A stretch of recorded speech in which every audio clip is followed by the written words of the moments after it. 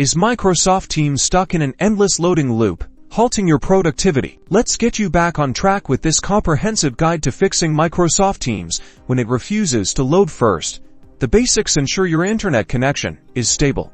Try restarting the Teams application. If that doesn't work, reboot your entire computer. Still no luck? Let's dive deeper. Clear the Teams cache. Close Teams completely. Then, navigate to the %app.a% Microsoft Teams directory and delete all the files and folders within. Next, disable GPU hardware acceleration. In Teams settings, find the Disable GPU hardware acceleration option and check the box Restart Teams to see if this resolves the issue.